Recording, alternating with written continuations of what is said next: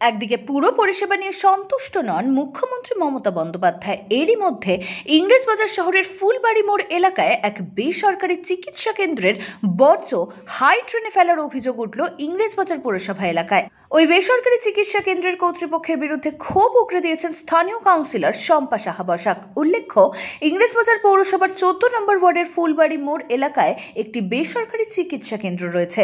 স্থানীয় বাসিন্দাদের অভিযোগ, দীর্ঘদিন ধরে ওই চিকিৎসা কেন্দ্রের বর্জ্য হাই ট্রেনে ফেলা হচ্ছে। বারবার নিষেধ করা সত্ত্বেও চিকিৎসা কেন্দ্রের কর্তৃপক্ষ কোনো ভ্রুক্ষেপ করেনি।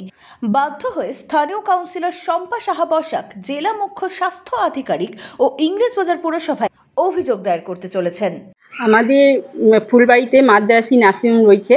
ওইখানে নার্সিংহোমের যাবতীয় সে জিনিসপত্র যা ব্যবহার করে সব জিনিস ওই হাই ড্রেনে ফেলে দেয়।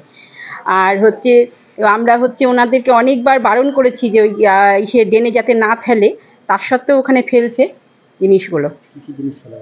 সিরিঞ্জ ফেলে এবং কি যা কিছু ব্যবহার করে ওনারা সব কিছুই হাই ড্রেনে ফেলে। সতর্ক করা হয়েছিল? হ্যাঁ, অনেকবার বলা হয়েছে ওদেরকে। এই বিষয়ে কি আপনারা কোনো অভিযোগ জানাবেন? হ্যাঁ, জানিয়েছি। কোথায় জানিয়েছি? আমরা পৌরসভাতেও জানিয়েছি, পৌরসভাতে চিঠিও দিয়েছি। তারপর সিওএইচ অফিসেও জানিয়েছি, আর ডিএম অফিসেও চিঠি দিব। লেবাররা যখন পরিষ্কার করতে যাচ্ছে, লেবারদের অনেক ক্ষতি হচ্ছে, লেবারদের হয়তো পায়ে ফুটে যাচ্ছে সিরিঞ্জগুলো।